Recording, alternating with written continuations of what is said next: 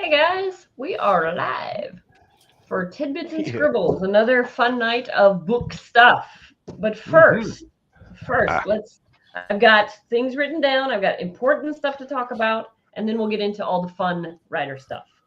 So, first things first, we have the Love for the Hales fundraiser still going. We are still accepting donations tonight and tonight only. While we are live, if someone donates 50 or more dollars, they get the entire set of Michaela Jade books, signed, sealed, and delivered. So get your pledges in, get your donations going. Tell your friends. If you can't donate, share it with your friends, please. And then, well, that's going. I'm gonna try it. Let me see here if I can get that. I got to get my banners going. That's where it's at. GoFundMe, Love for the Hales. There we go. So click that link. Go donate what you can. Share if you can't. And now, so for me, the next Tidbits and Scribbles will be February 7th. I've been told by my employer that I will have Tuesdays off. So every other Tuesday, this is going to be a thing. So mark your calendars, tell your friends, get here every other Tuesday. And it's going to broadcast. Huh? Remind Michaela Jade. Yes, and I'm going to get better about putting graphics up ahead of time. Carl and I talked about that now. Now that I have a set schedule, I can do that. I can set a graphic and say, hey guys, share this with your friends. And I've got it broadcasting to my YouTube channel, my reader group, and my Michaela Jade's book page. So wherever you're watching it from, give it a like, give it a thumbs up, subscribe. And then we've got, so if you've watched my Facebook page at all, you've seen that I did a book signing over the weekend at Cabbages and Kings in Peoria Heights.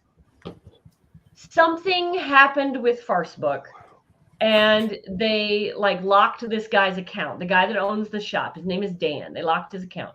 So couldn't figure it out. We didn't know if I did something or if my PA Dawn did something or what happened. We were pretty sure we didn't do anything wrong, but you never know.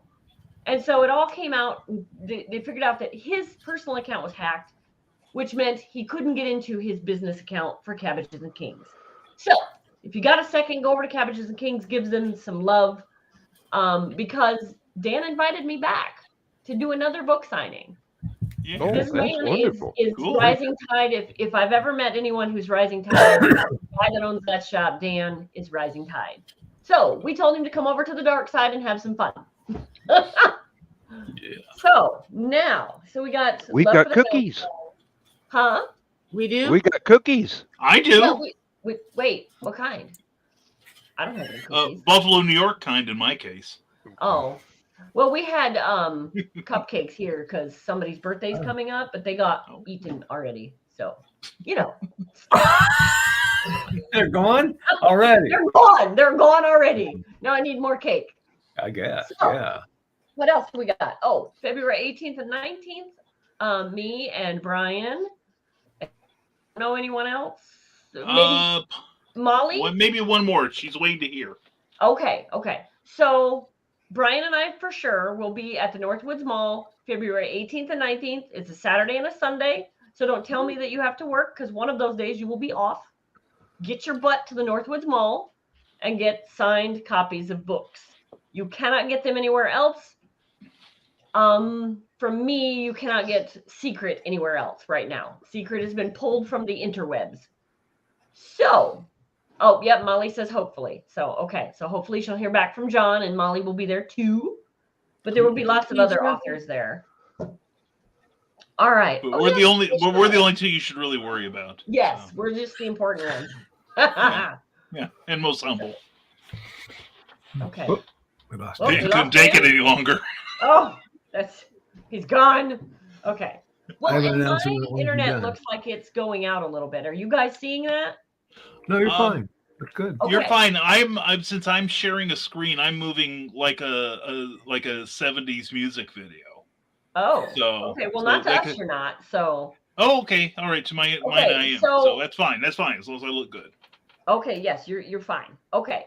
So because Brian is sharing a screen, and he's doing that because with the Love for the Hales GoFundMe, we were able to raise money. Yes. So you can go look at that, go click on that link, and this is what we were able to do. So this is the pile of bills that Amy was looking at. Yes, that was the pile she was That looking was at. the pile. But last weekend, she contacted me via Facebook, and these are the checks going out. Yay! Because of everyone Yes. here that has contributed. She has paid off some of the smaller bills right now. And one of these bills that she paid off was an ambulance bill that had gone to collections, which meant they were calling her every bleeping day. And she has told me over and over and over again how, and I'm not going to take any credit for it. I give credit to these three lovely people above me here for helping me out here.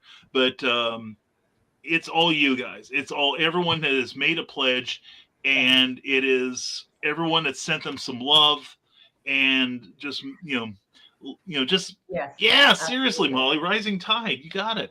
And it's and she said that now she has hope, which is something that she and John did not have 3 weeks ago before we started this thing. And I also checked now as we are live. Hopefully it'll go up while we're on the air, but we're up to 38 donations with $2,370. Yes. Nice. That is just absolutely super. The thing is, you look at the goal we set, and it doesn't look like much. But the fact that Amy posted today, she was getting some writing done, and she's been jammed up for a long time. So she and John are just overwhelmed with the love and the support that all y'all have given her, and don't stop now. We are here to take care of one of our own. And not to seize the soapbox for too long, but thank you to everyone who has contributed so far. Thank you to everyone who has shared this message. And also, like Michaela said, what will also help is like this program. If you're watching on Facebook, if you're watching on YouTube, give it a thumbs up. Definitely subscribe to this channel because Michaela has got a lot of fantastic content on here. She really does. And with more to come. Also, spread the message. Share this video on your social media. And because you may know someone who knows John and Amy, and so we're just spreading the love here, and we hope to reach that $30,000 goal. We are optimistic. So yeah, absolutely. And if she's already feeling hope with what we've raised so far, can you imagine what we'll do for her when we raise all of that money and that debt is cleared? That's true. 1, 2. Yeah, and also one thing I want to stress for myself, that one thing I'm promising everyone for every $1,000 that we raise, and this includes ancillary money that comes into her from other sources that are tied into this, such as picking up formatting jobs. If you have a book, contact her for your formatting. Amy Hill does great work.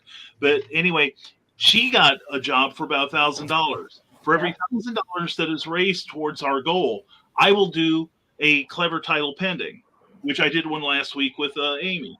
And we will do this for every $1,000, 1 hour of clever title pending for every hour that, for every $1,000 that is donated to the GoFundMe address down below. And when we reach the 30,000, I will do a 6-hour marathon.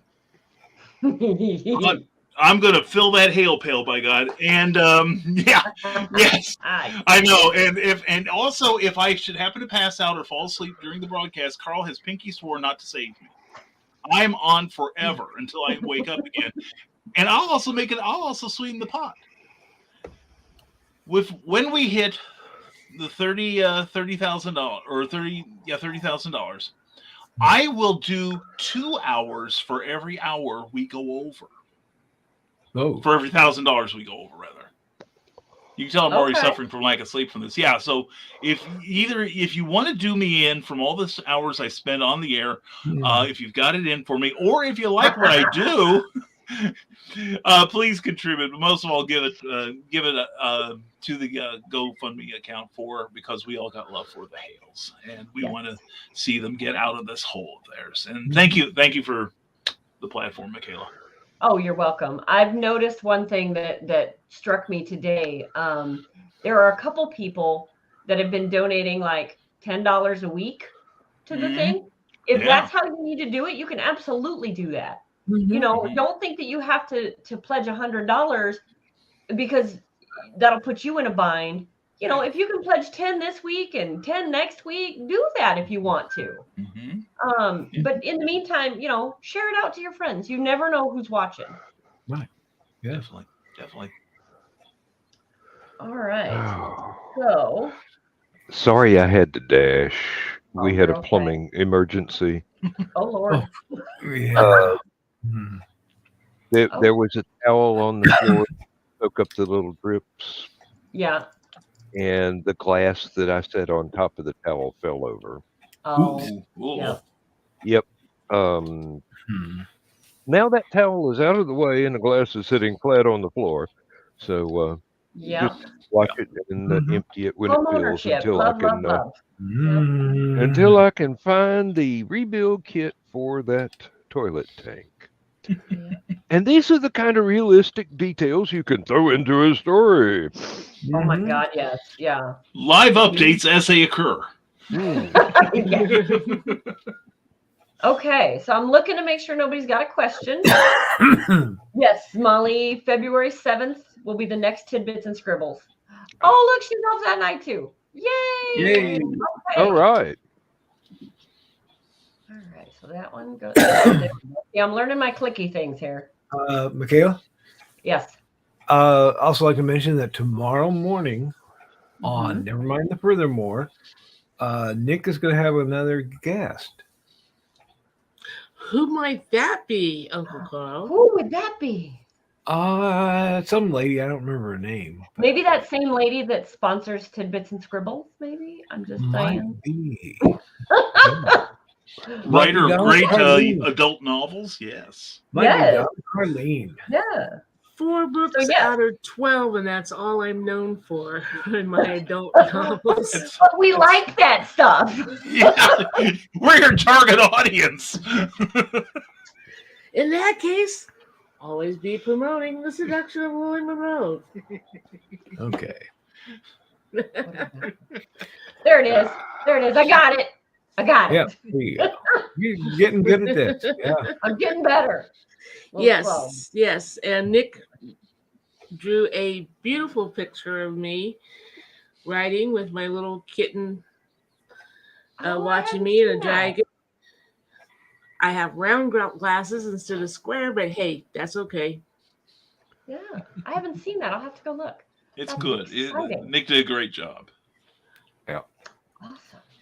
As he usually does. So with the debacle of the book signing and the Cabbages and Kings Facebook page, it kind of got me thinking that maybe we need to talk more about social media and free platforms for advertising, and maybe what authors and readers can do for writers, you know. Because I know I've had people ask me, well, what difference does it make what my Kindle does? If you flip pages on your Kindle and it slides, the people that go through Kindle Unlimited get like a nickel. I think it's a nickel or a penny for that entire book read, the entire read. Now, if you flip your pages and it looks like a book flipping a page, then the author gets that nickel or penny or whatever it is per flip. Oh, how's the reader supposed to know that? How's the reader going to know? How are the authors going to know? How are the authors going to know which one's which? Right. Yeah. So as a reader, I don't know. Now that I have found other authors, when I was just a reader, it kind of led me to, well, let me find all the other authors that I like and start talking to them directly. Yeah. You know, they've all got Facebook pages. They've all got social media of some sort. Yeah. You know, go look them up on social media. See what they're doing next. See what they're working on now. Like, you know, don't forget that we're actually humans. Yeah. And yeah, I would not have known that about Kindle because, you know, when you do your Barnes and Noble reader, you pay the full amount of the book, and then they don't care how you do it. But Kindle must be different because you're part of Prime. I think that's a difference that only applies to the Kindle Unlimited. Yes, it's the Kindle Unlimited program. The other books you just buy. Yes, okay. But you just with buy the Kindle those, Unlimited, it's paying you for the reads. page reads. Right. Yeah. Page reads. Yeah. So if it doesn't have the flip animation, the entire book counts as one flip. Yes, which is stupid. And I'll bet they have that set to default. Probably. I think it is. Yeah. I'm not sure. No, But again, I think you can go into your Kindle settings and change it from just slide to flip. Right. Yeah. I think the only difference is your battery goes dead an hour earlier per book. Okay. Interesting. I hadn't even thought of that. Well, yeah, I have. No, the more you flip it, the more the battery goes dead. It's the computer's using more power to do the animation for the page flip. Yeah. Yeah. I read. Oh, Linda made it! Yay! I read my Kindle Fire tablet exclusively at work, and I have to charge the battery about once a day. Okay. Because it is always trying to connect to whatever Bluetooth it can find. And if I turn that off when I come home, I have to remember to turn it on when I want to buy another book. Right. So I just leave it on by default. But it's always trying to connect to the nearest network. And that wastes an awful lot of power. Oh, I would imagine, yeah. Yeah. So the hales are still at $23.70. No one has donated yet, so I'm going to keep track of that. Yeah. And so, like I said, during this live, if you donate 50 or more, I'll send you all my books signed, sealed, and delivered. So let's see. And it's good to get Michaela's books now, because once she does the new covers, see, yours will be more valuable because they were the old covers. Never there you go. Again. And once she gets that Netflix deal, she'll be too good to talk to any of us. So, which I get. No. As I tell Linda repeatedly, I am climbing this mountain, but I'm damn sure not doing it by myself. Exactly. There ain't no way. Like, I would not have the book covers that I have without Carl. I would not have the editing I have without first Linda's critiquing, then Carl and Donna editing, and then a whole nother pass through by me. Like, it's not, and then Dan offered to do my audiobooks. So like, it's not a single person thing. There's no way I can climb that mountain by myself. So I'm out. I get it. Yeah, that's fine. No, you are not out. If we need a grandpa, you're in. No. Oh, Lord. Now we go with See, how old are you in relation to me, Dan? Probably older. Probably. So let's talk about that. No, it's fine. Everybody needs a creepy uncle. I'll be yours. No, Brian.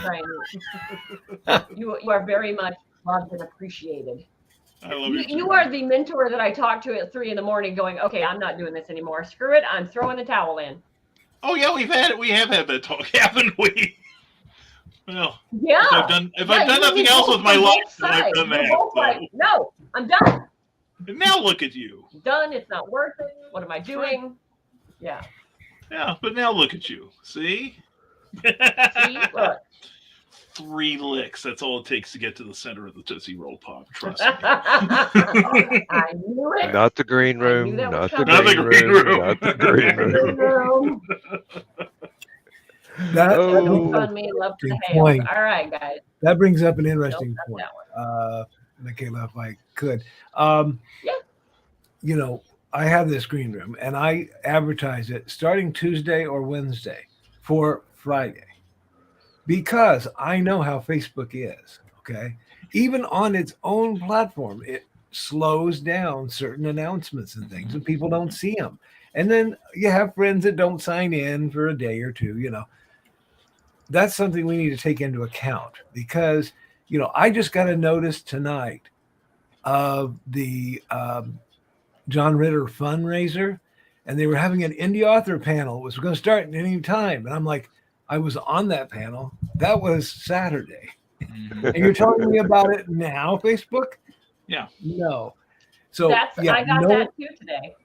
Yeah. Knowing So that did they're I. going to take all this time before they finally serve up your message to the public, we have to be proactive, folks. We have to get our links out there. We have to get our shows set up ahead of time. Nick's been fantastic about setting up a show like a week ahead of time. Okay. And then we can promote it and share it and all that good stuff, but we can also promote our own stuff early. Don't wait until the day it's going to be because you don't know that anybody will see that. So we have to go and take charge of that stuff and be proactive. And I'm done with my rant. Oh no, you're fine because that's the thing that, like, that's what I struggled with this new employer. It was like he says, "Well, I need you Monday nights," and I'm like, Mondays I do my YouTube show, and I thought, well, I need the job for right now. Let me just change the YouTube show. So we changed it over to Tuesday nights, and it seems like our crowd is able to join us better on Tuesday nights anyway. So it worked out.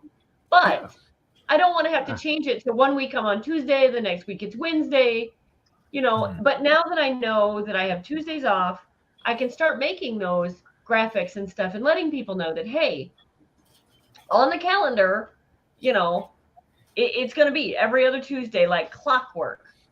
And yes, I still have to make the graphics. Yes, I still have to promote it. But to get new people in, you have to. Yeah. Yes, Dawn, that will be phenomenal. Our friend Joe is working on that as we speak, I'm sure. Yeah. I just signed up for that this morning. Oh, good. Yeah. So. Good. Yeah, I know Dawn is talking to Joe all the time about where I'm going to be, what I'm going to be doing, and that's her job. Like, so I can write. And in fact, today I was working in 2 different books. So I got tons of words down. I got tons of work done. Hopefully this will all calm down in a month or 2. Anything more on Pieces?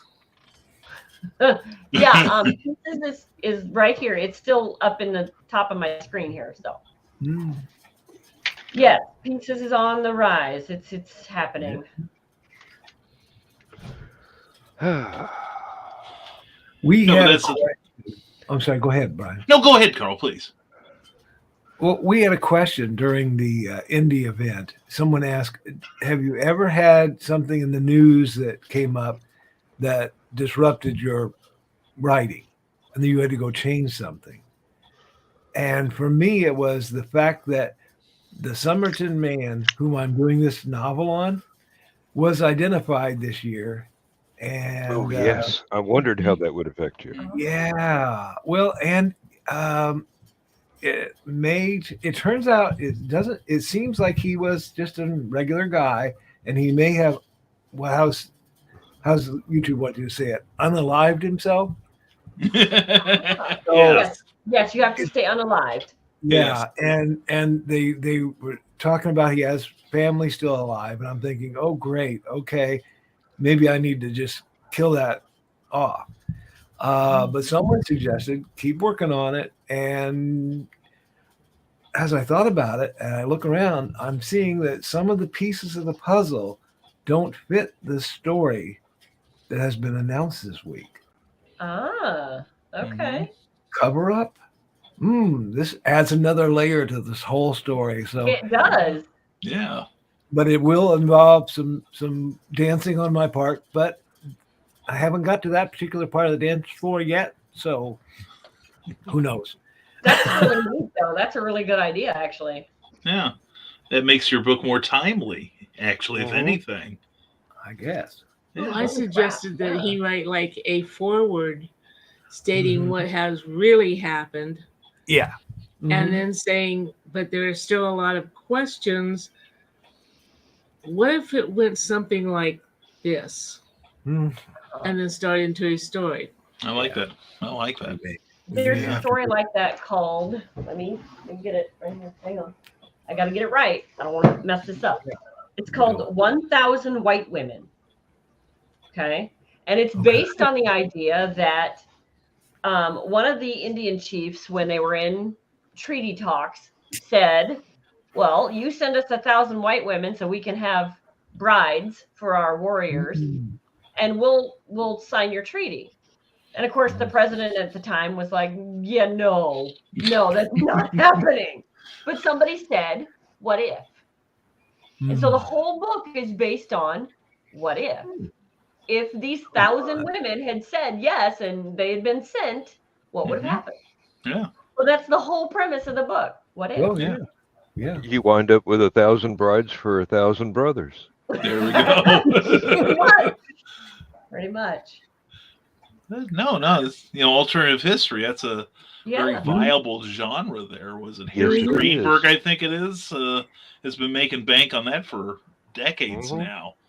So that's the basis of steampunk. Actually, is an alternative history. It just throws in, a lot of fantasy elements that kind of would play hob with actual history, but well, and it's almost like taking history and making fanfic.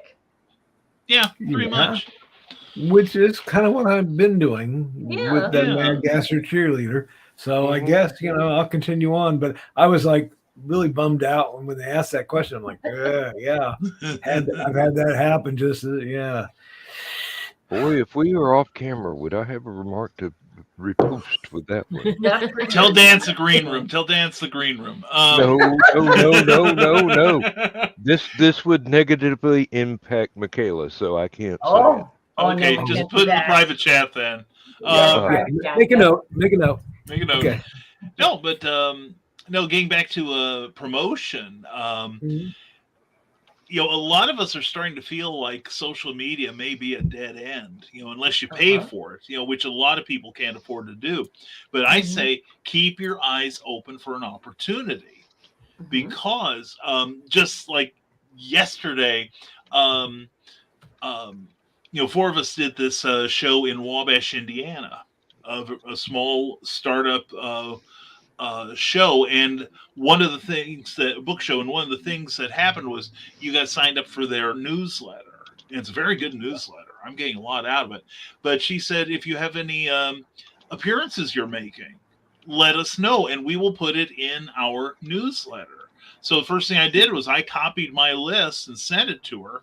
And, so I'm, as new dates come up, I will shoot them to her. But, here's an opportunity for her audience to find out where I'm going to be. Right. So, you just keep your eyes open. And if somebody says, hey, I'm willing to promote somebody who's in, dive in on it. Yeah. Well, and I don't know how prevalent it is with comic books and such, but with the romance books, a lot of authors will do newsletter swaps, or I don't like those so much because I don't share my people out. Like they're my people. I keep them. But they will do spots where, like I'll do, hey, I've got a spot in my newsletter. Does anybody have a new book coming out, or a freebie, or a sale, or some news they want to share with my readers? That I will do. Yeah. But you'll never ever get your address sold from me. I'm the same way with my mailing list. These are my people's. Yeah, because I hate those I spend probably about 10 minutes a day on my Hotmail account taking out affiliates. Somebody that has clearly, bought a mailing list from somebody. Whereas I tell everybody that gets on my list that we will not share your information with anyone. That was exactly what I was thinking. Yeah, if somebody signed up for your newsletter, you owe it to them not to share it out. Yeah. Now, the one thing I will do is there's a thing called BookFunnel. And through BookFunnel, when you offer a free book for a review, you can either give them the option to sign up for the newsletter or make it mandatory. Well, if you make it mandatory, 9 times out of 10, they'll sign up, they'll get your free book, and then you never hear from them again. And they unsubscribe. Yeah. Which that's hit and miss. Some people, you know, you make them sign up for the newsletter, they find they like it. You might get one to stay, but I'm never going to make someone sign up for my newsletter. If you want it, you want it. If you want info about me and my books, then there it is. Yeah. Mm-hmm. One of the things we did when we had a computer newsletter is we would list other newsletters in there. Yes. That they could subscribe to if they wanted to. And that helped both parties. It helped us have stuff to put in there, but it also helped the others if somebody else wanted to get one of theirs. So, you know, kind of a trade, but not actually giving out anyone's name. I You just give gave an out the option. name of the newsletter. Yeah. And if you like it, go, you know. Yeah. And I wanted to talk about this. Like Dawn said, Saturday was a great opportunity. And then what happened with Cabbages and Kings broke her heart.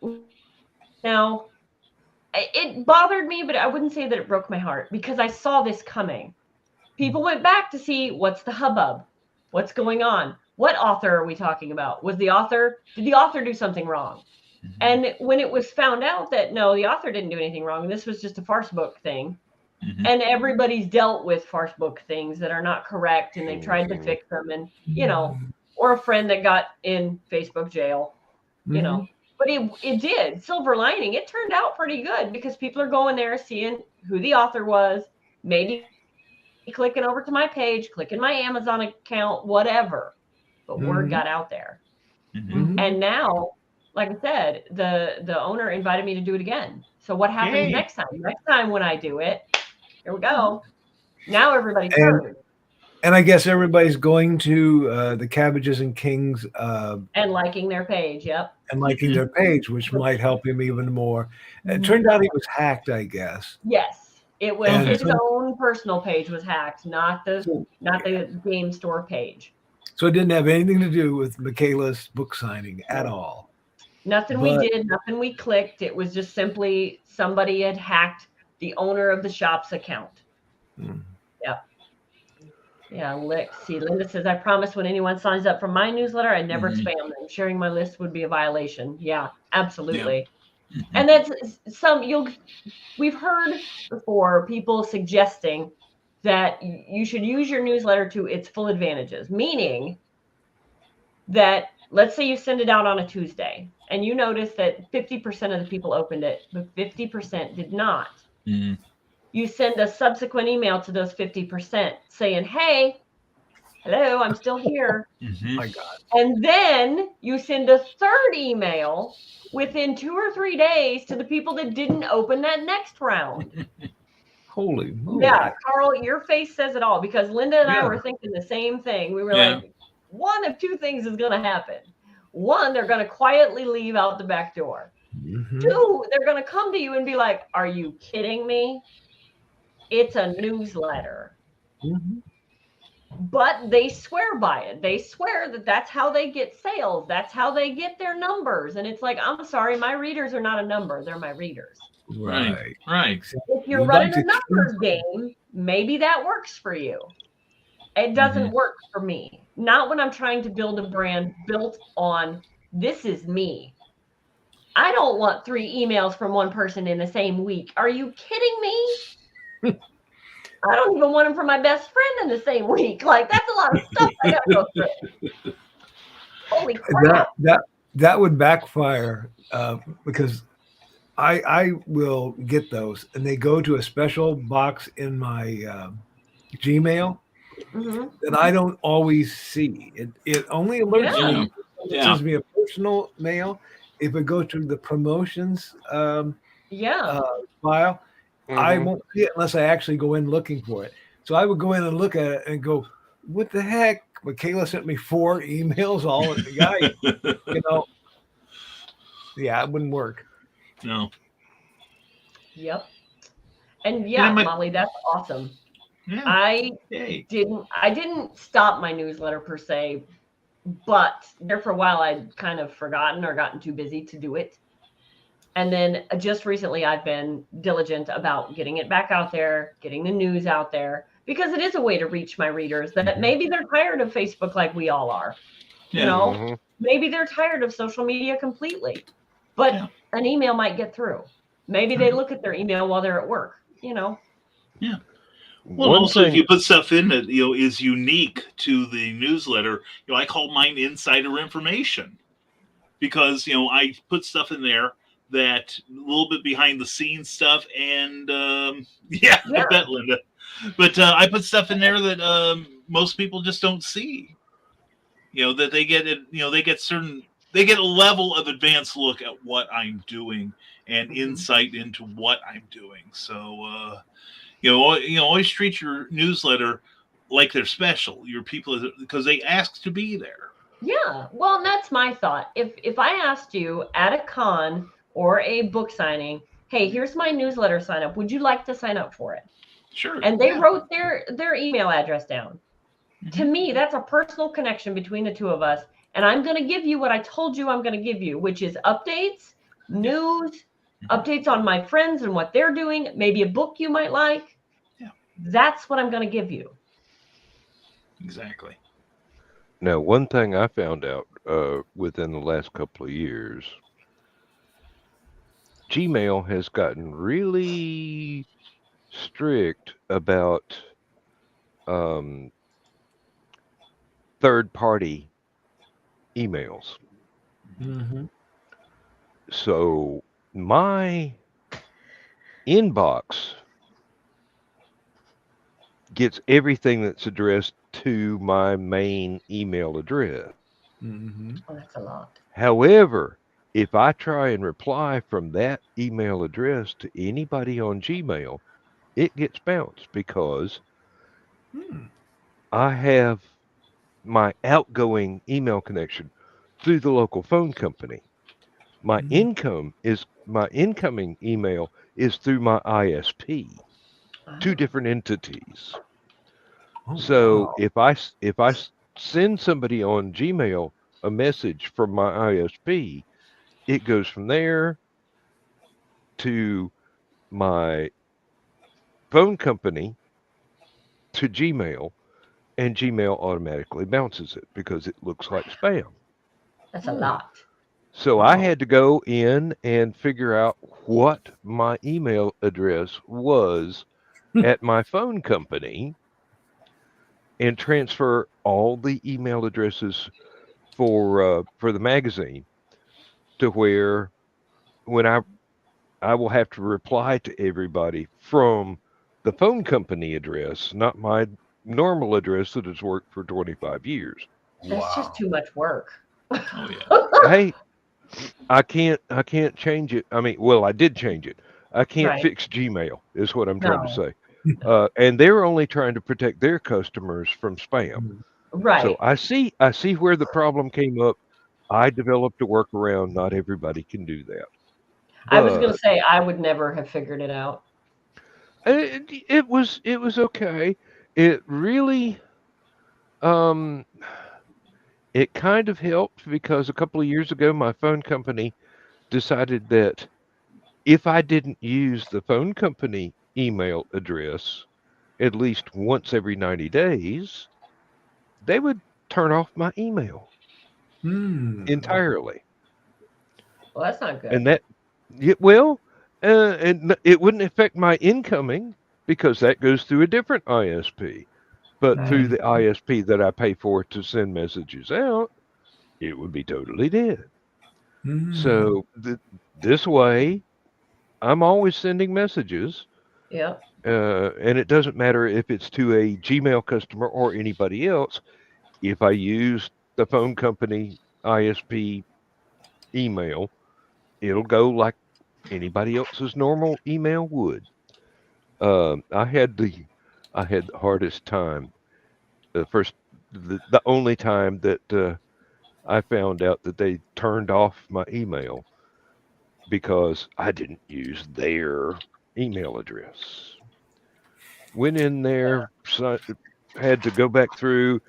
The guy on the other end of the phone could not understand my accent. I could just barely understand his. Yeah. Because I don't live in New Delhi. And he told me I had the most secure password he'd ever heard in his life. And I'm going, are you kidding? Are you Password absolutely 1 2 3 kidding? 4?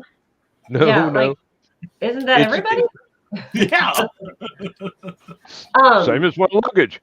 So No. we were talking about me being at that book signing at Yeah. the Cabbages and Kings.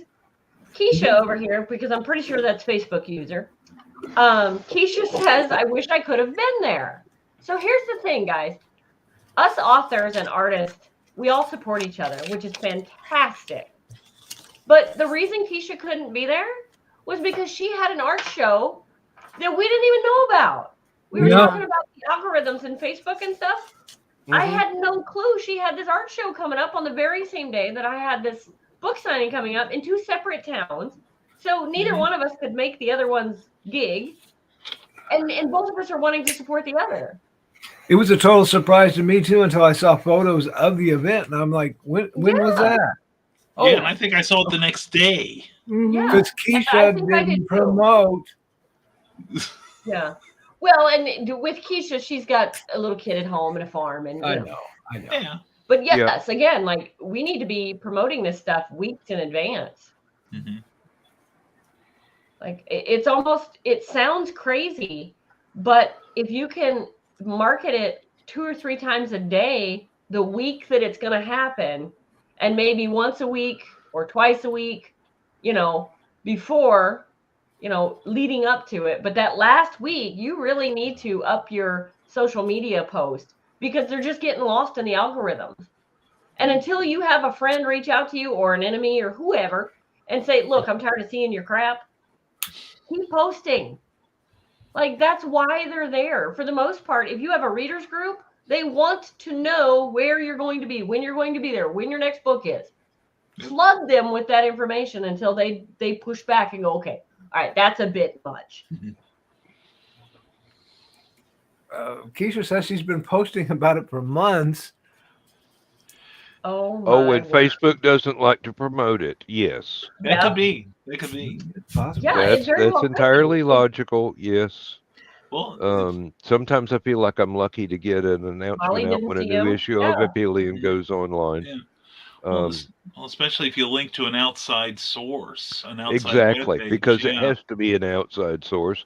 I'm not moving everything to Facebook. Right. Sorry. Well, and a lot of us are moving from it.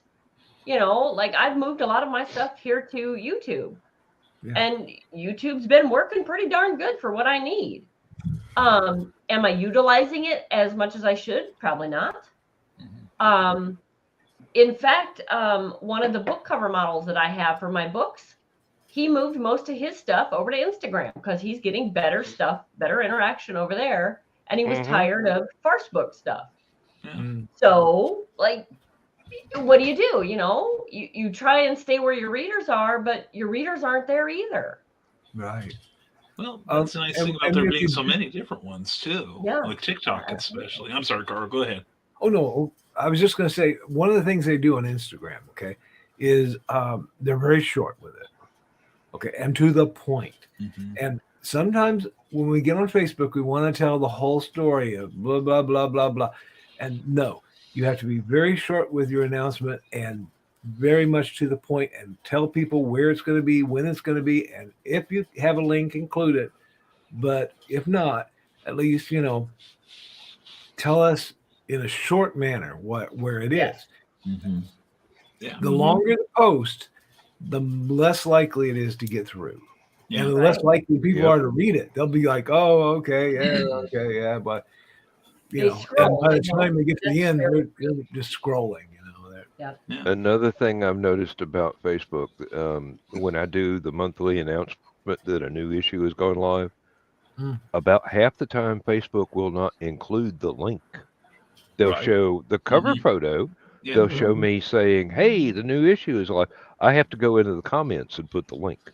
Yeah. I noticed that with several things. Yeah. What you can do is put it in the middle of your message. Yes. Like in the middle of a sentence. And that's what I do, and it works. Oh, I'll try that. They're trying to force creators to pay, which but again, there's other free places out there that you can promote, which, like I said, I'm guilty of it. Go ahead, Donna. What if we have we share email addresses, and when something like this comes up, Keisha can let us know, and then we can put it on our pages. Right. Yeah. Yeah. Or just develop a list of people you can tag. Yeah. You know, like if Keisha wanted, she could tag me anytime, and for anything she's doing. And I have some people. That's it exactly. Yeah. But it's like I've got a list of people that I tell them you have carte blanche to post on my, tag me so your stuff gets on my page. And there's some people who are like, okay, case by case. You tell me what you got going on, then we'll talk about whether you share it. Yeah. Okay. Agreed. And I think Carl has a point about that. I've seen Keisha's posts with her pictures, but I don't remember them saying anything about an art show.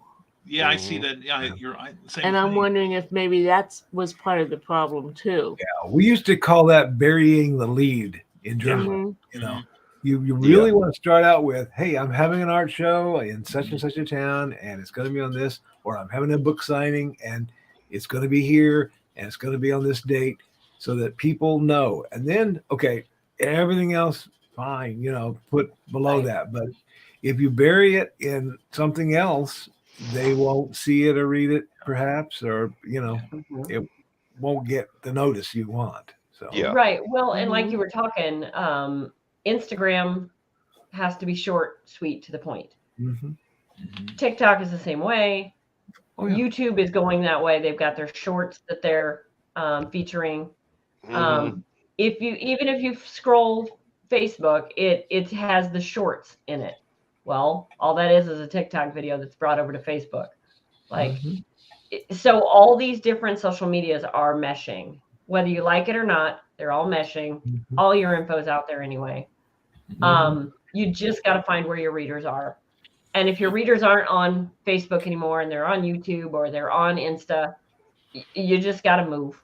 It doesn't mean you have to leave the platform behind completely, but maybe move your marketing strategies and time over to another one, and maybe rotate it. I think Linda was doing that for a while. She was rotating, like she would do some TikTok for 1 month straight. It would be TikTok, and then like another month it would be Instagram, and really that's kind of what seems like it's working, because she went to TikTok and bam, she got some sales, and then you go over to Insta when that slows down, and you get some sales there from doing marketing there, like.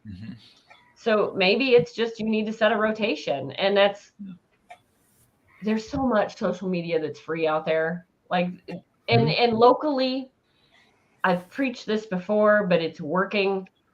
Locally, get out there and pound the pavement. Like, walk from store to store. Go to your libraries, talk to your librarians. If your librarians don't know who you are, come on now. Like, those are the people that should know. They know readers. They've met a couple, I promise. And it boggles my mind when there's especially children's book or young author book out there, and they don't use libraries. They don't talk to a teacher. They don't network with anybody like that, and it's like, I'm sorry, but you got to network with the parents to get to the kids. So take the step. But then they're like, oh, I don't know how to market. Yeah, well, okay. I had one. I was running a Facebook group. What's Linda saying? Yep. And TikTok does the best. Yeah. And that sucks, because I always said I would never use it. Never. Guess I'm going to have to. But I remember there was a person that said, well, I don't market because I don't need to. And I said, are you making sales? And they said, well, no. Well, then you need to. Right. Then how are you? No, Carl. No. Oh, Carl okay. there. Like, no, fine. No, somebody's bringing Cookie home. Yeah, there we go. It's the Facebook police. Yeah. They're coming. They'll never get me alive. It's the phone police. Oh, my God. Yeah. Molly's going to her local community group in the morning for the event planning calendar meeting. Nice. Oh, yeah. Great idea, Molly. Very cool. You know, and that's the funny thing. You think that, I'll go to the local newspaper and tell them about this event. They will not come out until the day of the event. Yes. Which means you're getting your story the next day. Yeah. And the local news groups are like that too nowadays. That's not helpful. No. It just makes people go, wow, I wish I would have known about that. Yeah. But nothing I can do now. Yeah. Well, I'm noticing that even in broadcast media, if I do a 2-day show, usually the reporters show up on the second day at 4:30 in the afternoon. Yeah. Yeah. When we're all trying to pack up. Yeah. So you can't rely on local news. Yeah, you can if you have an open bar on the first day. There you go. They'll show up. Lure them in with snacks and cookies. Here we go. Something's got to give. Yeah, well, something else, that I've seen a couple writers do is instead of listing a website in, like I've seen this on TikTok especially, instead of listing the website like in their comments and such, they speak it out. Like right now, if I were to talk about https www.gofundme.com/f/love for the hales, that would get through probably on on Facebook. Interesting. Again, would you tell people, okay, take a screen capture right now? Okay. And I've had some good success with that. Telling people to take a screen capture. Yeah. Yeah, really. Considering all the places that you can actually send a StreamYard recording to or a live stream. That's true. You can do exactly that and do exactly what Michaela is doing now with the GoFundMe for the hales. Yeah. And just come out and say, hey, you might not find this anyplace else, so take a screenshot so you can remember it later. Yeah. Or use a bit.ly address and condense it even further. To something fairly easy to remember. Yep. Molly says exactly. Thankfully, when I go to my 3 p.m. to the evening job, the radio station is usually interviewing someone from the community, and that's where I learned about the new group. So here's another little thing I learned. Every local radio station, I don't care where you are, every local radio station has social media, whether it's TikTok or Insta or Facebook. And on those, you can not only just request a song, a lot of them will do public interaction posts. Like, it's peanut butter day. Do you eat peanut butter? Do you like it? Do you not like it? Which is your favorite? They'll do a post like that. And you can comment on the post. Now, I'm not saying comment buy my book or with your book link. Actually comment that you're a real person and, hey, I like peanut butter too. The real person that you are. Yeah. And people will automatically see that are from your area. Now, granted, it's not going to happen in my overnight. peanut butter. Right. But these things, and I think what people are looking for, especially newbie authors that get into it, are looking for that overnight success that none of us have. Or the rare few of us get. But if you build it, they will come. It's the same thing. You can't just jump into the news or the radio and be like, hey, I'm this author. Tomorrow I'm going to be famous. Buy my books because they're famous. I was just thinking, you could say, I like my peanut butter in Reese's Pieces. And speaking of pieces, yes, Carl, yes. The art of the segue. There we go. Yes. Go right over here to My Uncle Carl. Amazon Villa and read pieces. Yeah. You like peanut butter? So does Major Marjorie. She loves peanut butter. No, I agree with that because I went on several help forums on Facebook dedicated to this game we play, Munzie. And I was helping a bunch of people and they were like, wish there was something I could read about this. I said, oh, well, there is. And I posted my old version of my book for free over in the files section. And so I could tell people, I answered that in my book. It's over in the files section, the old version. They're like, well, how can I get a new version? Well, since you asked, got to come off the hip for that one, brother. Yeah. Giving away your old versions of something is a good way of getting new readers to, think, oh, well, maybe I'll buy the next version. Yeah. And Dawn is trying new things as well as far as marketing. And she was really hoping that the On the Move with Michaela Jade would be a good way to get the word of mouth out there. Like while she was taking pictures, people were kind of looking at her strangely, and it's like, you think about it and you're like, I don't want people to look at me weird. But then again, they're like, what is she doing? What is this new thing? Why is she taking a picture of that book? What is that book? So it might be for some of us a little uncomfortable because we're introverts, let's be honest. But some of us have those spots where we can be like, I'm in public, I'll take a picture, it's fine, I'll just suck it up and do it. But then people are watching.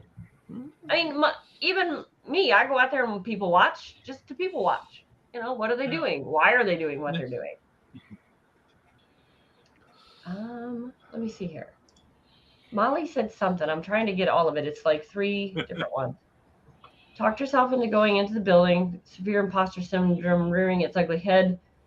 She discovered she knew the person running it, and yes, she was welcome. See, you just got to go. You just got to take that first step.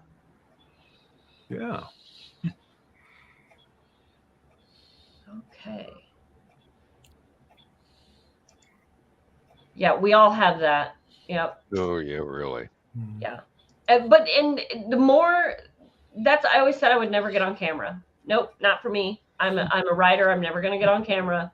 And now I'm kind of a ham. I don't care. Like, people are going to make fun of me for my curly hair and my buck teeth, but whatever. I don't care. At this point, I'm like, you're not doing what I'm doing, so shush. Or like me, I want people to learn about my writing and read it and enjoy it. But then again, I feel like, that's kind of one of those things that makes you nervous. And then basically you have to come out the other side with the mindset that, well, if they like it, they like it. If they don't, they don't. I'm just putting it out there. Yeah. I'd like to know how many people actually made fun of Michaela. You said you were afraid they'd make fun of you. How many actually? How many survivors were there? No, it's when I think about it and like name names, there's a handful. But I mean, online, since you've come here and gone online, have people made fun of you for doing that? I don't think like made fun of, but judged definitely.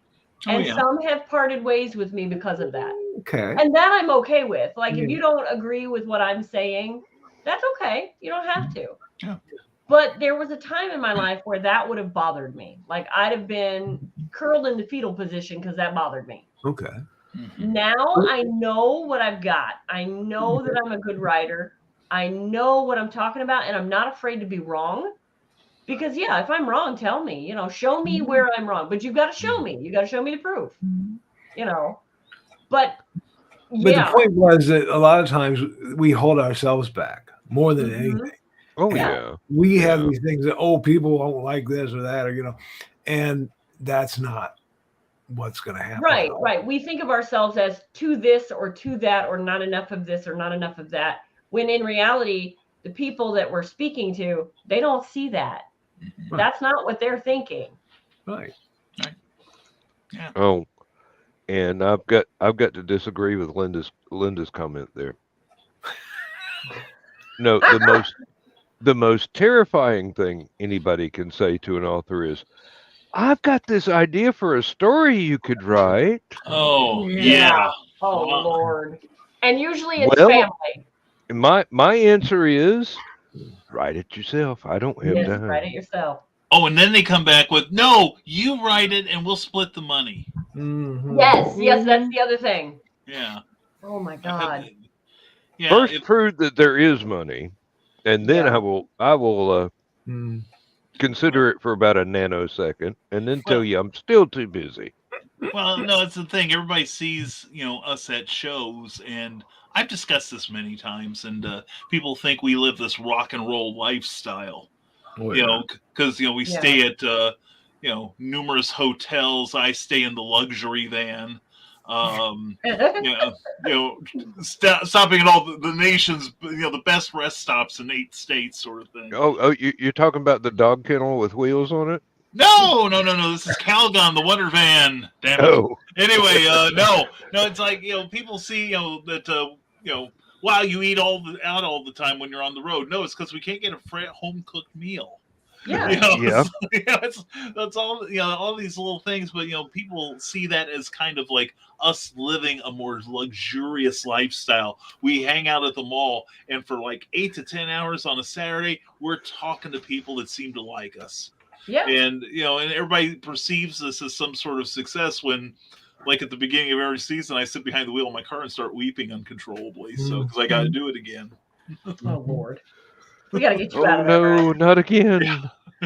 Yes, I brought Molly's comment up here. I finally updated the description on my YouTube channel. It's been over 10 years about time, and she kind of laughs about it. Yeah. Now, we can kind of laugh, we can kind of joke, but really, yeah, think about that. When was the last time you updated your website? When was the last time you updated your YouTube description, or even your Facebook or your Insta, whatever it is? Like, I know I have a Pinterest account. I don't know if I've updated that sucker. Now, I know I've added stuff to it, but did I update it? Did I go back and rewrite the description, or, Yep, I wound up having to update my biography on my Bandcamp page about every other year, because it turns out I don't read my own Bandcamp page that often. So it takes me that long to get around to finding out that no, I'm not that age anymore, and there's a typo. Yeah. Of course. Yeah. It pays to actually Google yourself every once in a while. I hate to say it, but you're right. But it's not just for ego. When you're looking at what other people will find when they Google you, it's your updated resume. I'm afraid they'll wind up finding out I'm on America's Most Wanted for something that I didn't have anything to do with. I've just got the same name as some other guy from 16 states away. And that's something that's useful to know, though. Oh, yeah. Yeah, really, because that means I'm not visiting 16 states away. Well, the thing is also you can set up a Google alert. That they don't promote too often, but there's the thing in Google where, like, when I was a playwright, I put in all of my play titles to see if maybe somebody was doing a bootleg performance of it. So put in your name as a Google alert. Yeah, and every time your name in it'd be like Brian K. Morris. And every time a Brian K. Morris comes up, I will see about it, and then I'll see whether it's something I want to follow up on and maybe squash. So exactly. Yeah. So I brought up Molly's comment again because this just blows my mind. She says, I still laugh about the month after I got published and posted about having to clean my bathroom. Up popped a PM. Don't you have a maid? You're published. Yeah. Honestly, I was in that crowd. Before I got published, I thought that when you get published, you then have money because you're a millionaire, right? Because you sell books and you sell millions of copies of books, just like, Danielle Steele or, Well, that's the I thing. wish. Yeah, well, that's the thing. I think it was Publishers Weekly had an article about 3 weeks ago that last year when Penguin Publishers was trying to buy Random House. Yep. And it was squashed by the by the antitrust people. Well, part of the discovery phase meant that Penguin had to reveal their sales Ooh. Oh, wait till you hear this, guys, and it is searchable. I can already deduce some of it. Oh, no, I didn't know it was this bad. They have thousands of titles in their catalog. I mean, literally thousands of titles. More than about half of them sell an average of 12 copies. Yeah. Well, I saw that in one 12 copies. Well, I'm doing better than that. I sell. If my book premieres, I sell more than that the first day. Yeah. Oh, I feel much better about being self-published now. Yeah. The statistic I keep hearing is still after 10 years that the average self-published person sells 100 copies of their book. You know, and thank God I'm not in that camp. But I think August Derley said something similar to that after he started Arkham Press years and years ago to get H.P. Lovecraft work out there in front of people. Arkham Press, Yeah, and he said, "Look, come on, this is a vanity press. Yeah. We put out this stuff. I order a couple of thousand of the books. They sit in my warehouse till they or my garage until they sell out. But they always sell out. Oh yeah, eventually. So it's not like they've got a use by. If you're willing to wait 20 years for 1,000 books to sell, that's fine. Right. Yeah, well, you're right, Michaela. It's like, this thing's 10 years old. I still keep it in stock for a reason, because it continues to sell. In fact, I'm one of the things I'm working on right now is a 10th anniversary hardcover of it. Yeah, I think somebody recently asked Donna, they said, "What's the first book you wrote?" Yeah. And so she's like, "Oh, I think I've still got a copy or two of it." Yeah. So my reply is, "Oh, you're never going to see that one. Sorry." You probably never see that one, though. It's one I wrote back in 7th grade. Yeah. I have a college manuscript that got destroyed on the move to Illinois. I meant the first published book. Oh, published, yeah. Oh, yeah. My first published, I can't reprint because it's a licensed character and I don't have the rights to it. But I am going to rewrite that character into something a little cooler. And I keep all the money. Yeah, check that out. 200 copies lifetime of any book is average. Yeah, I've heard that too. Yeah, that's insane. I could. No, let me rephrase. That's the average. That's the average. Yeah. That's the midpoint. Yeah. Yep. So people like Charles Dickens and Jules Verne kind of skew the algorithm a little bit. Right. Oh yeah. Yeah, there's somebody there that only sold one book. Exactly. Yeah. So you gotta keep that to be more accurate, there's somebody out there that only bought their own book once. Well, that's true. So Dawn had made the comment that when she meets any one of us that she fangirls. We fangirl over you, Dawn. And she followed this up with, but part of that is also because I'm proud that you've taken the chance and are living your dream. Now, that in itself takes so much guts, because when you jump into this, you have these grandiose ideas, and then you realize what it really is. Right there in that moment, and I'm just going on what I'm guessing here. Yeah. I'm guessing in that moment when they figure out how hard it is, what it really takes, and that you're not going to be a millionaire overnight. Many authors or would-be authors say, no, this isn't for me. No, I can't. I can't do it. I don't want to put in the work, or whatever their reason. Yeah. That moment is when they go, maybe not. Yeah. Well, I remember when I first... I'll go you one better, if I may. Go.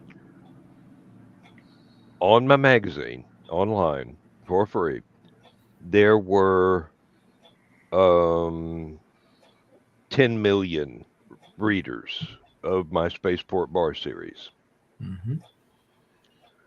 When I put out the first collection of my own personal Spaceport Bar books, not the shared universe, just mine, in 20 years, I've sold less than 500. Where did the rest of that 10 million go? I know. They love something for free. Yeah, for free. Yeah. But that's the thing about, like even, just when I remember when I published my very first book, the licensed one based on a Valiant Comics character. This is my imitation of me just before I published. I was literally shaking because I'm, going through all the possibilities. My imposter syndrome is going into overdrive. And finally I just said, screw it, hit the button. We'll roll the dice. Yeah. This rolls into another topic, but I want to say it real quick. Yeah. People who say, well, I want to write to the market. I want to see, well, what's big this year? What do I need to write to?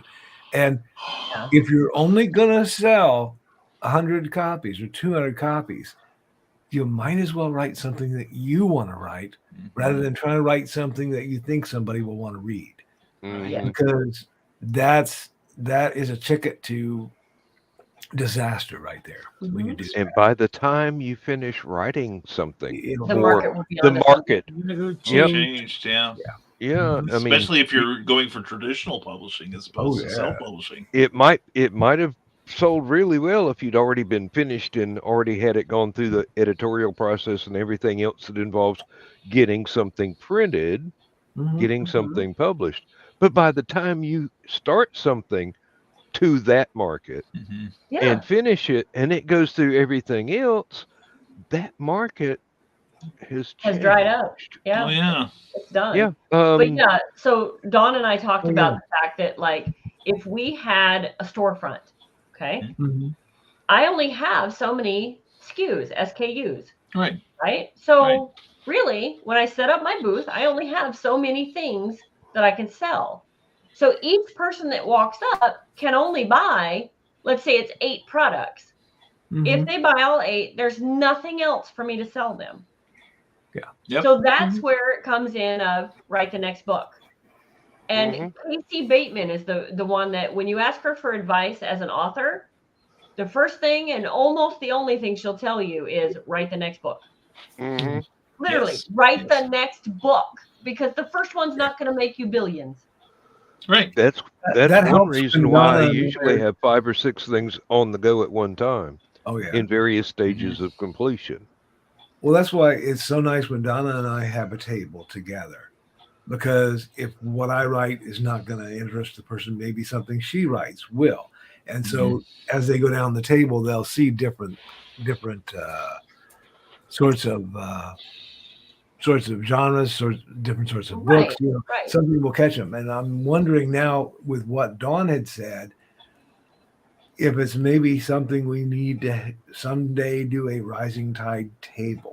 Well, and we've discussed that. We really have discussed that. It's come up between me and Michaela and a couple other people. Yeah. Well, yes, because especially that's why before a con, it's just good advice, or a book signing. Walk around, talk to the other authors, especially if you haven't met them before, or maybe but you don't know what they write. Because you're going to have somebody walk up to your table, look at your books, think that they're a genre that they might like, and then go, for whatever reason, I don't like that. Yeah. And then you can say, well, what's your favorite? Bam, send them to somebody else. Yeah. Exactly. Yeah, and we talk about that all the time. And I've had people tell me, well, why would you do that? Why wouldn't I? I want that reader to come into that event, whatever it is, a con, a book signing, whatever, and have a really good experience. I don't care if it's at my table or 5 other tables. I want them to have a really good experience. If they find books that they absolutely love, and it was because I said go over there, but yet they can't remember me, that's okay. All will be right with the world. That's okay. That's the good karma I'm putting out there. That goes right in there with setting out with the notion firmly fixed in your mind. The other writers at this event are not my enemies. They're not my competition. Yeah. And if you don't like what I write, then, chances are one of these other 10, 15, 20, 50 people will write something that you absolutely love.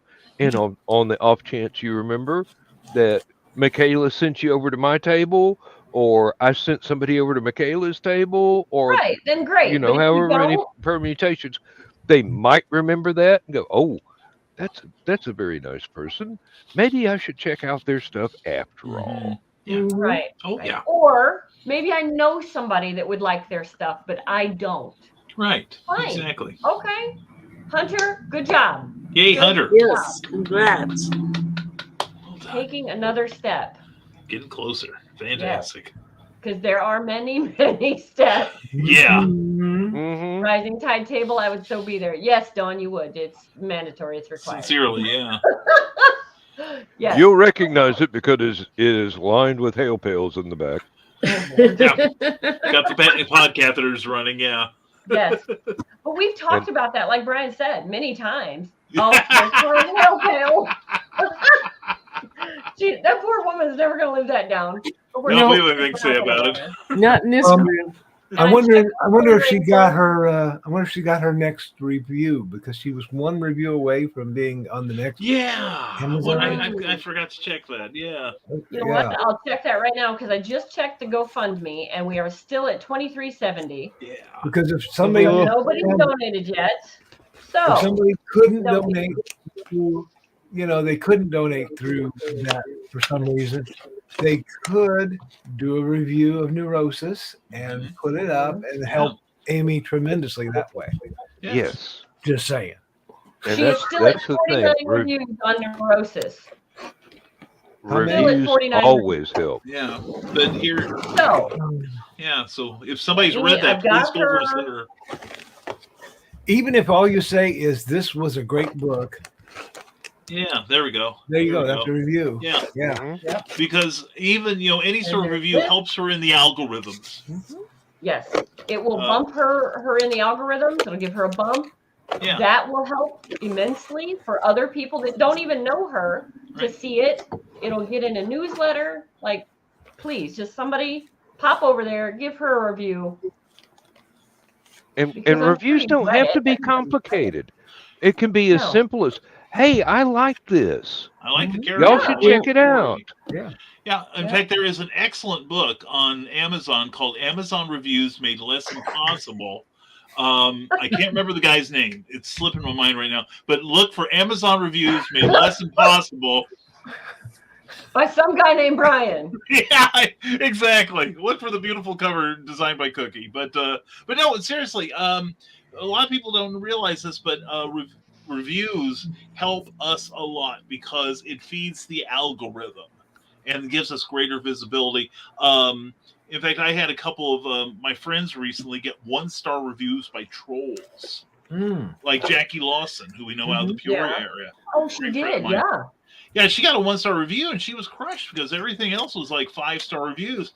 But here's a couple of things. One, it makes you look more real to people who, because they might think you're buying all these 5-star reviews. And secondly, any sort of review, 1-star, 2-star, 5-star, whatever, counts with the algorithm, which in turn feeds into the Google searches. And it's kind of like the symbiotic relationship that Google and Amazon have with each other. So even the crappy reviews work to your favor. Yeah, really. It's not like they're going through and quality testing the reviews. No, not at all. It's the sheer number of them. Yeah. Exactly. Which, when you look at someone in your genre that's doing far better, that you might call a professional, even though we're in the trenches, but someone higher up the totem pole than you. You look at the reviews and you might have 6 reviews or even 16 reviews, and they've got 6,000 reviews. Yep. They not necessarily are the number one seller. How does that make sense? It doesn't. It's all algorithms. It's almost like that's not for you and me to figure out. Let's just try and win the game, Yeah, and also whenever, especially with like reviews on particularly Amazon, when somebody figures out a way to game the system, they change the system. Yeah. So it doesn't matter, what I have just told you is true right at this moment. But the one constant over the years has been the importance of reviews to the algorithm. It's just that when you try to do tricks like buy reviews or buy likes on Fiverr or something. That's where you can go wrong, and that's where you can get into genuine trouble. So do not do that. You could lose your account with Amazon. Yep. And I remember I've told a couple authors just recently, I would love to read and review your book on Amazon, but I cannot do that because I am also an author on Amazon, and I can lose my entire account. Now, would that be crushing? Right now, yes, because my Vela books are doing so well. 6 months ago, I'd have told you I don't care. I'll review your book. Let them close me down. Well, there you go. I was just reading Linda's comment. Thank you, an author that uses them as taglines. There you go. Yeah. Yeah, Amy Hale, who we mentioned earlier, I think it was her first book. Somebody gave her like a 1-star review for using the word crap in it. Yes. And they were absolutely horrified. And but the thing is, that was like the least of the naughty language that Amy used in that book. And secondly, Amy made like, I think it was T-shirts with that review on it. So it's like, make it work to your favor. Seriously. Yeah, absolutely. I had somebody complain about one that I wrote, and they actually went through the online copy before it has ever been published. I mean, it was online, but it had never been professionally published, and they did a word count of each instance of profanity. Now the trouble is, there was one scene in there where one character is having a nervous breakdown. And I wrote what I witnessed from somebody I knew that was having a nervous breakdown. Exactly. The sentence structure, the words, everything. Hello, Amy. And they objected, and I go, dude, you've never known anybody that's had a really rough time, have you? Yeah. Now, if you watched a war movie and they said, we got to get over there and get those gosh darn guys. Yeah. Give them heck. Yeah. It's like somebody missed the mark there. Yep. Well, and always find something I still stand by it. I will not edit that out. That is a slice of actual life transposed into fiction. If you can't take reality, what are you reading my science fiction for? Yeah, really. Yeah. Okay, let me see here. That sounded egotistical. I'm sorry, but I stand by it. I will not retract the comment. It ain't egotistical if you can do it. That is okay. But yeah, we have gone an hour, almost an hour and a half tonight. Yes, we have. All because I wanted to promote Amy's GoFundMe. Because if ever there was a need, these are the people that you need to help. Because I promise, when they're able, they turn that around and they help us. So get over there to GoFundMe. If you can't donate, please share. Share it again and again. Because like we talked about, algorithms are a bitch. I'll probably get banned for that, but they are, and I'm tired of them. And I'm tired of my friends not being seen. And it's a struggle. And it's like, we're all in this together with the Rising Tide folks anyway. We're all in this together. We try and help each other out as much as we can.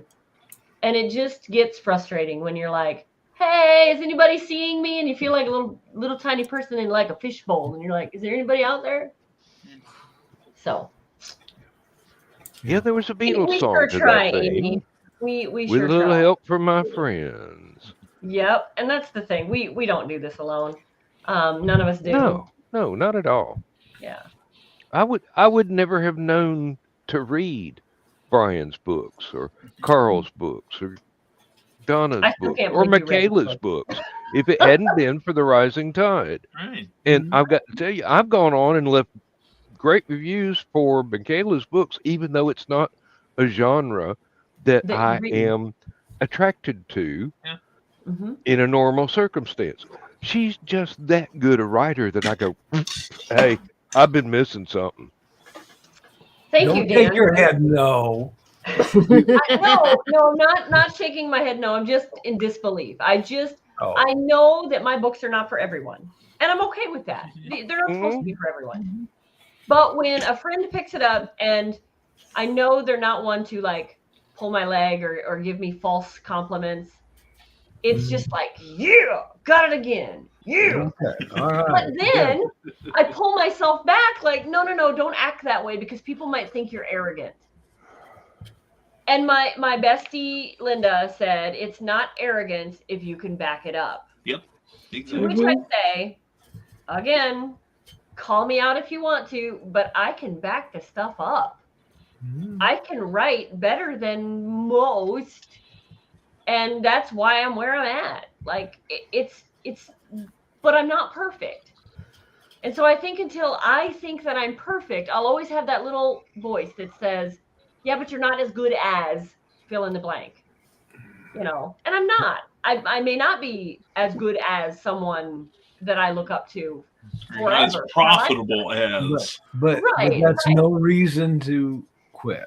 Or to tell myself I'm not good enough. Yep. Right. Or to hold yourself back in any way because you may be the best at one particular thing and you've got to do that one particular thing.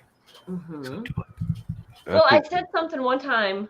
I had to take a step back and think a minute before I threw a fit. I said something one time about I thought about teaching a class on marketing. Mm-hmm. And my friend says to me, that's great and you love it, but show me your sales. Mm.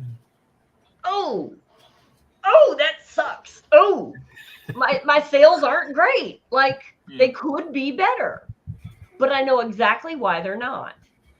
I'm not marketing the way I know I can, the way I know I should, and as often as I should. There's many, many things that are going into this that I know I'm not doing correctly. But I can tell you how to do it, and I can tell you how I should be doing it.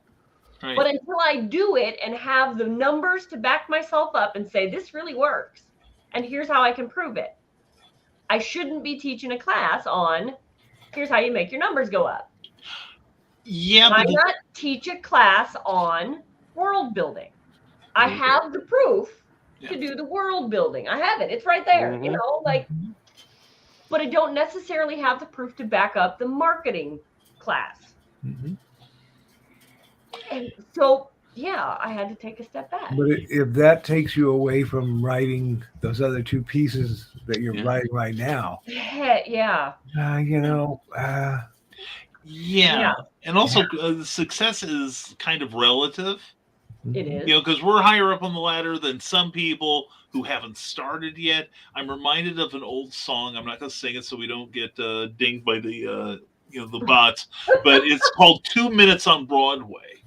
And it's like they say, I'm not some loser or it's 3 minutes on Broadway. That's it. It's about an actress who has a 3-minute bit on a Broadway show.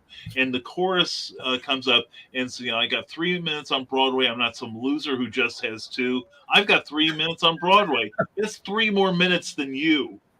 Ooh.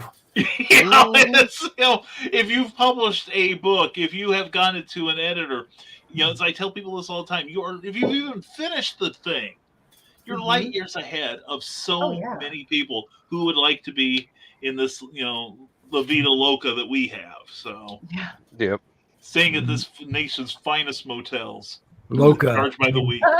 Loca being the operative word there. Yes. And Linda is absolutely correct. I live by this, and not just for my books. I do this for my diet and for my exercise as well. Mm-hmm.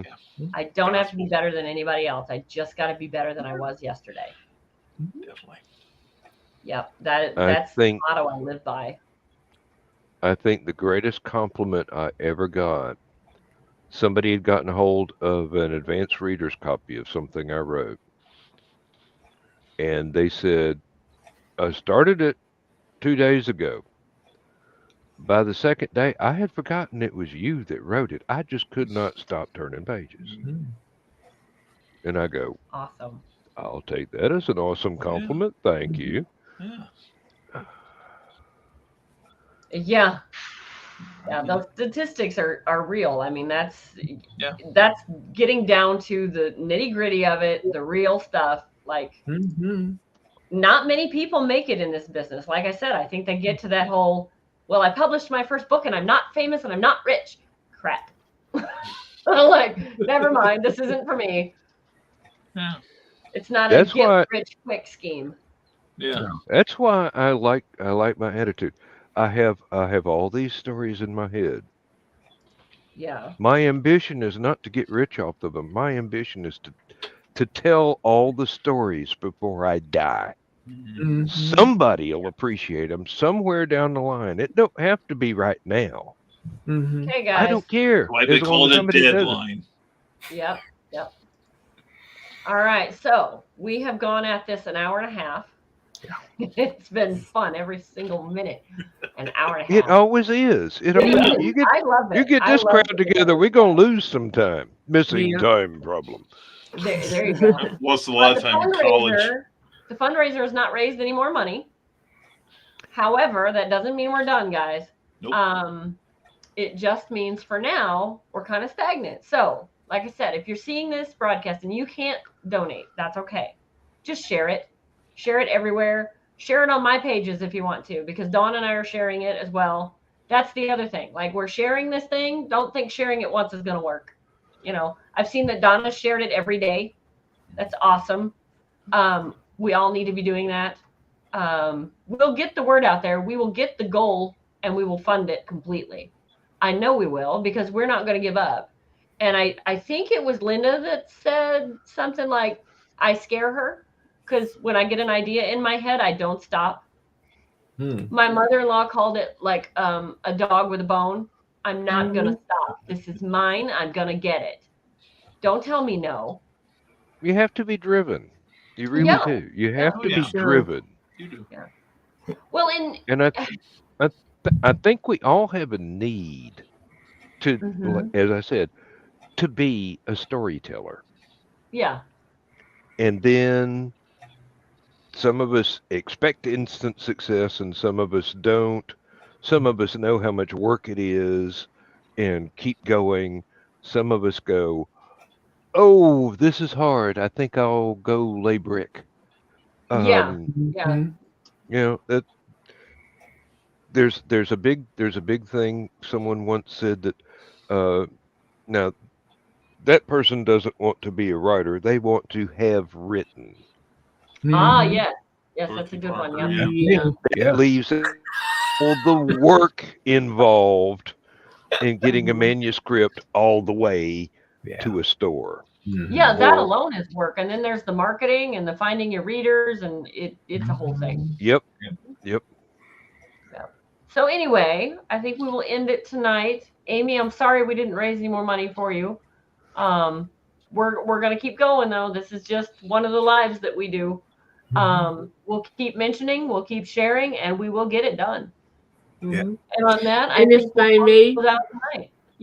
I may, one last time, anybody, I will be on Nevermind It Furthermore tomorrow morning, 9 o'clock Central Time, 10 Eastern, I believe. Yes. On Nicholas Talker's channel. Come see me. And we'll see which one of the two of us is crazier. Oh, challenge accepted. The gauntlet has been thrown down. Okay. Roll a D2. Wow. Good Lord.